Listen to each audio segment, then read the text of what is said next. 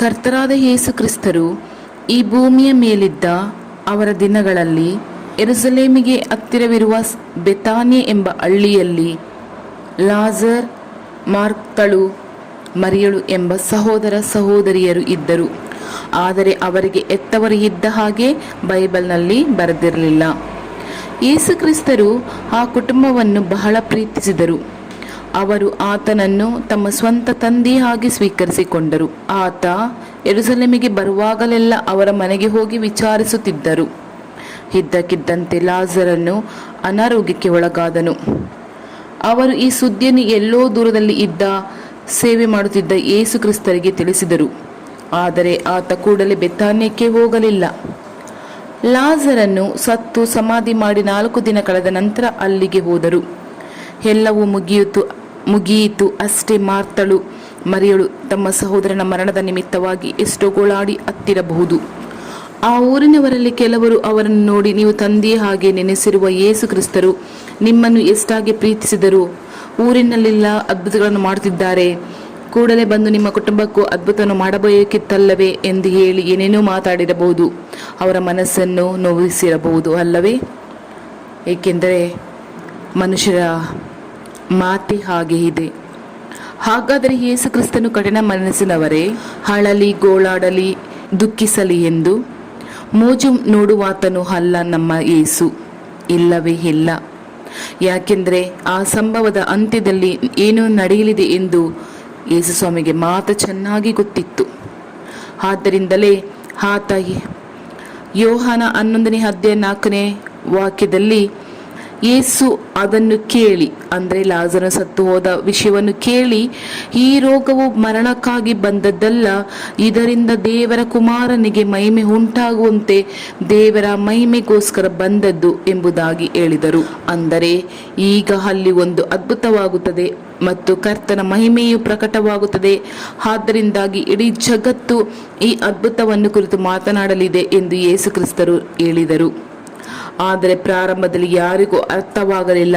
ಅದಕ್ಕೆ ಪ್ರಭು, ನೀನು ಇಲ್ಲಿ ಇರುತ್ತಿದ್ದರೆ ಈ ಘಟನೆ ನಡೆಯುತ್ತಿರಲಿಲ್ಲ, ನಮ್ಮ ಸಹೋದರ ಸಾಯುತ್ತಾ ಇರಲಿಲ್ಲ ಎಂದು ಮಾರ್ಥಳು ಹೇಳಿದಳು. ಯೋಹಾನ 11ನೇ ಅಧ್ಯಾಯ 21ನೇ ವಚನದಲ್ಲಿ. ಆ ಸಮಯದಲ್ಲಿ ಕಣ್ಣೀರು, ನೋವಿನಿಂದ ಕೂಡಿದೆ ಆ ಒಂದು ಸ್ಥಳ. ಹಾಸ್ಯದ ಮಾತುಗಳು, ನಿಂದನೆಗಳು, ಅವಮಾನಗಳು. ಆದರೆ ಅಂತ್ಯದಲ್ಲಿ ನಡೆದದ್ದು ಏನು? ಲಾಜರನು ಸತ್ತು ಸಮಾಧಿ ಮಾಡಲ್ಪಟ್ಟು 4 ದಿನಗಳು ಕಳೆದು ಬಂದ ಯೇಸು ಕ್ರಿಸ್ತರು ಅವರನ್ನು, ಅಂದರೆ ಲಾಜರನನ್ನು ಪ್ರಾಣದಿಂದ ಎಬ್ಬಿಸಿದರು. ಆ ಸಂಭವವನ್ನು ನೋಡಿದ ಎಲ್ಲರೂ ಯೇಸು ಕ್ರಿಸ್ತರು ಈ ಕುಟುಂಬದ ಮೇಲೆ ಎಷ್ಟು ಪ್ರೀತಿ ಮಮತೆ ಇಟ್ಟಿದ್ದನು ಎಂದು ಅಂದುಕೊಂಡದ್ದು ಆಶ್ಚರ್ಯಚಕಿತರಾದರು. ಯೋಹಾನ 11ನೇ ಅಧ್ಯಾಯ 36ನೇ ವಚನದಲ್ಲಿ. ಈ ಅದ್ಭುತ ನಡೆದು 2000 ವರ್ಷಗಳು ಕಳೆದರೂ ಹಿಂದಿನವರೆಗೂ ಆ ಅದ್ಭುತವನ್ನು ಕುರಿತು ನಾವು ಮಾತನಾಡುತ್ತಲೇ ಇದ್ದೇವೆ ಅಲ್ಲವೇ? ನನ್ನ ಪ್ರೀತಿಯ ದೇವರ ಮಕ್ಕಳೇ, ಕೆಲವು ಸಮಯಗಳಲ್ಲಿ ಕರ್ತನು ವಿಳಂಬಗೊಳಿಸುವ ಹಾಗೆ ಕಾಣುತ್ತದೆ, ಆದರೆ ಅಂತ್ಯವೋ ಹಿತವಾಗಿ ಇರುವುದು. ಆದ್ದರಿಂದ ಸೋತು ಹೋಗದಿರಿ. ಹೀಗೆ ಒಂದು ವಿಷಯ ನಡೆಯಿತು. ಒಬ್ಬ ಕ್ರೈಸ್ತ ಸಹೋದರರು ಕ್ಯಾನ್ಸರ್ನಿಂದ ಬಾಧಿಸಲ್ಪಟ್ಟರು. ಅವರ ಸೌಖ್ಯಕ್ಕಾಗಿ ದಿನಾಲೂ ಪ್ರಾರ್ಥನೆ ಮಾಡುತ್ತಿದ್ದರು. ಆ ರೋಗ ಹೆಚ್ಚುತ್ತಾ ಇದ್ದಿತ್ತು. ಅನೇಕ ದೇವರ ಸೇವಕರು ಬಂದು ಪ್ರಾರ್ಥಿಸಿದರೂ ಕೂಡ ಅವರಿಗೆ ಸೌಖ್ಯವಾಗಲಿಲ್ಲ.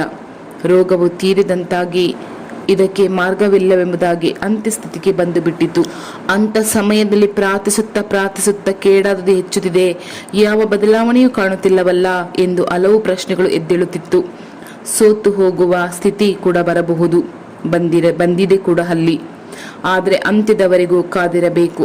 ಯಾಕೆಂದರೆ ಅಂತ್ಯವು ಅನುಕೂಲವಾಗಿರುತ್ತದೆ, ಅಂದರೆ ಕೇಡು ಹೆಚ್ಚುತ್ತಲೇ ಇರುವ ಹಾಗೆ ಕಾಣುತ್ತದೆ. ಸಾಲದ ಸಮಸ್ಯೆ ಕೂಡ ಹೆಚ್ಚುತ್ತಿರುವ ಹಾಗೆ ಕಾಣುತ್ತದೆ. ಆದರೆ ಅದರ ಅಂತ್ಯವೇ ಮುಖ್ಯವಾದದ್ದು. ನೋಡಿರಿ, ಆ ಸಹೋದರ ಕ್ಯಾನ್ಸರ್ ರೋಗ ಅಂತ್ಯಸ್ಥಿತಿಗೆ ಬಂದು ಬಿಟ್ಟಿತ್ತು. ಇದಕ್ಕಿಂತ ಏನು ಆಗದು, ಕಾಪಾಡಲು ಮಾರ್ಗವೇ ಇಲ್ಲ ಎಂಬ ಇಕ್ಕರದ ಪರಿಸ್ಥಿತಿ ಬಂದ ನಂತರ ಕರ್ತರು ಅವನಿಗೆ ಅದ್ಭುತವಾದ ಸೌಖ್ಯ ನೀಡಿದರು. ವೈದ್ಯರು ಕೂಡ ಆಶ್ಚರ್ಯಪಟ್ಟರು. ನನ್ನ ಪ್ರೀತಿ ದೇವರ ಮಕ್ಕಳೇ, ಯಾಕೆ ಕರ್ತರು ನನಗೆ ಮಾತ್ರ ಯಾವುದು ಮಾಡದೆ ತಡವಾಗುತ್ತಿದೆ ಎಂದು ನೆನೆಸಿ ನೋವಿನಿಂದ ಇರುವಿರಾ? ಚಿಂತಿಸಬೇಡಿರಿ. ತಕ್ಕ ಸಮಯದಲ್ಲಿ ನಿಮಗೆ ಒಂದು ದೊಡ್ಡ ಅದ್ಭುತವನ್ನು ಮಾಡುವುದಕ್ಕಾಗಿಯೇ ಆತನನ್ನು ತಡೆ ಮಾಡುತ್ತಿದ್ದಾನೆ ಎಂಬುದನ್ನು ಮಾತ್ರ ನೀವು ಅರ್ಥ ಮಾಡಿಕೊಳ್ಳಿರಿ. ಕ್ಯಾನ್ಸರ್ ಬಂದ ಮೊದಲ ಹಂತದಲ್ಲೇ ಕರ್ತರು ಆತನನ್ನು ಗುಣಪಡಿಸಿದ್ದರೆ ಕ್ಯಾನ್ಸರ್ಗಳು ಗುಣವಾಗುವುದು ಸಾಧ್ಯತೆ ಇದೆ ಎಂದು ಬಹಳ ಸಾಮಾನ್ಯವಾಗಿ ಹೇಳಿಬಿಟ್ಟು ಹೋಗಿಬಿಡುವರು ಕೆಲವರು ಮತ್ತು ವೈದ್ಯರು ಕೂಡ. 4ನೇ ಹಂತದಲ್ಲಿ ಅಂದರೆ ಕಾಪಾಡಲೇ ಆಗದು ಎಂಬ ಪರಿಸ್ಥಿತಿಯಲ್ಲಿ ಯೇಸು ಕ್ರಿಸ್ತರು ಅದ್ಭುತ ಪ್ರಕೃತಿಗೂ ಮೇಲಾದ ಅದ್ಭುತವಾಗಿ ಇರುವುದು. ಆಗಲೇ ಕರ್ತರ ಮಹಿಮೆಯನ್ನು ಈ ಲೋಕವು ಅರ್ಥ ಮಾಡಿಕೊಳ್ಳುತ್ತದೆ. ಇನ್ನು ಮುಂದೆ ಆಗದು ಎಂದು ಎಲ್ಲರಿಂದಲೂ ಕೈ ಬಿಡಲ್ಪಟ್ಟ ಸ್ಥಿತಿ ಬಂದ ನಂತರ ಕರ್ತರು ಅವರಿಗೆ ಗುಣಪಡಿಸಿದರು. ಅಂದರೆ ತನ್ನ ನಾಮವು ಮಹಿಮೆ ಹೊಂದಬೇಕು ಎಂಬುದಕ್ಕಾಗಿಯೇ. ಆದ್ದರಿಂದ ಕರ್ತರು ಅವರಿಗೆ ಸೌಖ್ಯ ನೀಡಲು ತರ ಮಾಡಿದನು. ನನ್ನ ಪ್ರೀತಿಯ ದೇವರ ಮಕ್ಕಳೇ, ಇಂದು ರೋಗದಿಂದ ಇರುವ ನಿಮ್ಮನ್ನು ಸೌಖ್ಯಪಡಿಸಲು ತಡ ಮಾಡುತ್ತಿರುವರೇ, ನಿಮ್ಮ ಪ್ರಾರ್ಥನೆಗೆ ಉತ್ತರ ಕೊಡದೆ ಆತ ತಡ ಮಾಡುತ್ತಿರುವನೇ, ಸೋತು ಹೋಗಬೇಡಿರಿ. ಅದರ ಅಂತ್ಯ ಅನುಕೂಲವಾಗಿ ಇರುವುದು. ಕರ್ತರು ನಿಮಗೆ ಒಂದು ದೊಡ್ಡ ಅದ್ಭುತವನ್ನು ಮಾಡಲಿದ್ದಾರೆ. ಕೆಲವು ಸಮಯಗಳಲ್ಲಿ ಕರ್ತರು ಯಾಕೆ ತಡೆ ಮಾಡುತ್ತಾನೆ ಎಂದರೆ ಅದರ ಅಂತ್ಯವು ಅನುಕೂಲವಾಗಿಯೇ ಇರಬೇಕು ಎಂಬುದಕ್ಕಾಗಿಯೇ ತಡ ಮಾಡುತ್ತಾರೆ. ಅದನ್ನು ನೀವು ಅರ್ಥ ಮಾಡಿಕೊಳ್ಳಿರಿ. ಆದ್ದರಿಂದಲೇ ಕರ್ತರು ಹೇಳುತ್ತಾರೆ, ನನ್ನ ಪ್ರೀತಿಯ ಮಕ್ಕಳೇ, ಸೋತು ಹೋಗಬೇಡಿರಿ, ಎಲ್ಲವೂ ಹಿತಕ್ಕಾಗಿಯೇ ಆಗುತ್ತದೆ ಎಂದು ಹೇಳುತ್ತಾರೆ. ನನ್ನ ಪ್ರೀತಿಯ ದೇವರ ಮಕ್ಕಳೇ, ನಿಮಗಾಗಿ ಶಿಲುಬೆಯಲ್ಲಿ ತನ್ನನ್ನು ಯಜ್ಞವಾಗಿ ಒಪ್ಪಿಸಿಕೊಟ್ಟು ನಿಮಗಾಗಿ ನನಗಾಗಿ ತನ್ನ ಅಮೂಲ್ಯ ರಕ್ತವನ್ನು ಸುರಿಸಿದ ಕರ್ತರಾದ ಯೇಸು ಕ್ರಿಸ್ತರು ನಿಮ್ಮನ್ನು ನಾಚಿಕೆ ಪಡಲು ಬಿಟ್ಟು ಬಿಡುವನೇ ಅಥವಾ ಕೈ ಬಿಟ್ಟು ಬಿಡುವನೇ? ಇಲ್ಲವೇ ಇಲ್ಲ. ನಮ್ಮ ದೇವರು ಯಾವಾಗಲೂ ಒಳ್ಳೆಯವರಾಗಿದ್ದಾರೆ. ಅವರು ಸರ್ವಶಕ್ತರಾದ ದೇವರು, ಪ್ರಪಂಚಕ್ಕೆ ಒಳ್ಳೆಯ ದೇವರು. ನಮ್ಮನ್ನು ಯಾವತ್ತೂ ಕೈ ಬಿಡುವ ದೇವರಲ್ಲ. ಆದ್ದರಿಂದ ಸೋತು ಹೋಗಬೇಡಿರಿ. ಎಲ್ಲವೂ ಹಿತವಾಗಿಯೇ ಅನುಕೂಲವಾಗುತ್ತದೆ ಎಂದು ನಂಬಿರಿ. ಅದರ ಅಂತ್ಯವು ನಿಮಗೆ ಅನುಕೂಲವಾಗಿರುವುದು. ಇದುವರೆಗೂ ಕಂಡಿರದ ಅದ್ಭುತಗಳು ನೀವು ಕಾಣಲಿದ್ದೀರಿ. ಆಮೇನ್. ಪ್ರಾರ್ಥಿಸೋಣವೇ.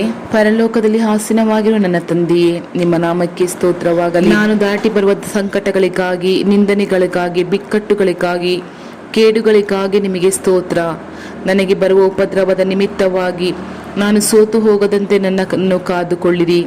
ನಿಮ್ಮನ್ನು ಬಿಟ್ಟು ಹೋಗದಂತೆ ನನ್ನನ್ನು ಕಾಪಾಡಿಕೊಳ್ಳಿರಿ. ಪ್ರಾರ್ಥನೆಯ ಸಮಯದಲ್ಲಿ ನನಗೆ ಡಿಸ್ಟರ್ಬ್ ಆಗದ ರೀತಿ ಮಾಡಿಕೊಳ್ಳಿರಿ.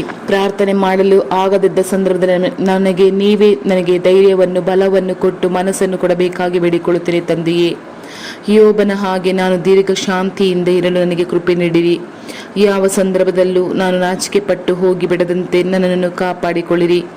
ನೀವು ವಾಗ್ದಾನ ಮಾಡಿದ ಹಾಗೆ ಎಲ್ಲ ಹಿತವಾಗಿ ಅನುಕೂಲವಾಗುವುದೆಂದು ನಾನು ನಂಬುತ್ತೇನೆ.